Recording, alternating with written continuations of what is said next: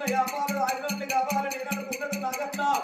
12 పడిగలు ఒక్కడి వేసి 12 తిరుసులు ఒక్కడి వేసి నాగన్న అయ్యో బయటకు వెళ్తా ఉన్నాడు నాగన్న చూడండి నా తల్లు నాల ఎల్లంక ఇంటికి తొట్టు వెళ్తున్నాడు ఎల్లినంక భూమి తొట్టు అవుతుండు నాగన్న ఆ నాగరాజు ఎల్లంక ఇంటికి తొట్టు ఎల్లినంక భూమి తొట్టు అయిండు నాగన్న రాసాకు బ్రహ్మగాడి కచ్చిండు పాలు తాగిండు నాగన్ను మరి పాలు తాగిన నాగన్న ఎటన్నా పారిపోవు కదా ఒడిసిపోవు పాలు తాగిన నాగన్ననే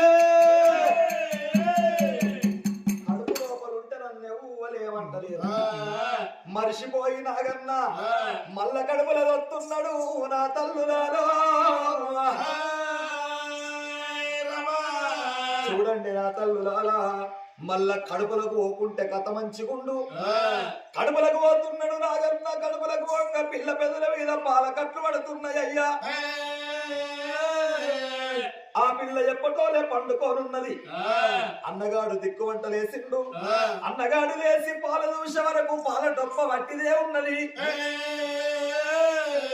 చెల్లే పుష్పవ్వా నువ్వు ఎంత మంచిదానివి చెల్లమ్మ చెల్లలో చెల్లే పుష్ప నీ కొరకు తెచ్చిన పాలు కాదు చెల్లమ్మ నువ్వు తాగంగా నన్ను లేపవారా ఒక్కదానికి తాగేటందుకు చెల్లె నీకు మనసు ఎట్లా ఒప్పిందిరా శివ అన్నయ్య నేను పాలు తాగలేదు అన్నయ్య నాకు పాలు ఏడున్నాయో కూడా తెలియదురా చెల్లె నీకు పాలు తెలియదా చెల్లె నీ పక్కకు లాతాకు డొప్పల్లో పెట్టిన పాలెవల్లు తాగిండురా శివ శివ నేను ఈ డొప్పని ఇప్పుడే చూస్తున్నా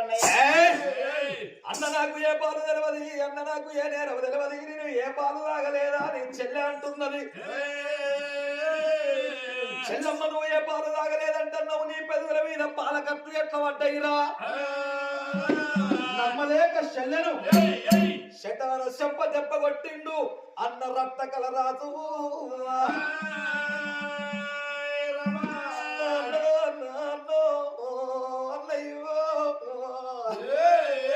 అన్న నా కడివిలు ఎవరు ఉన్నారన్నా నన్ను శటాన చెంప దెబ్బ కొడితే అన్నో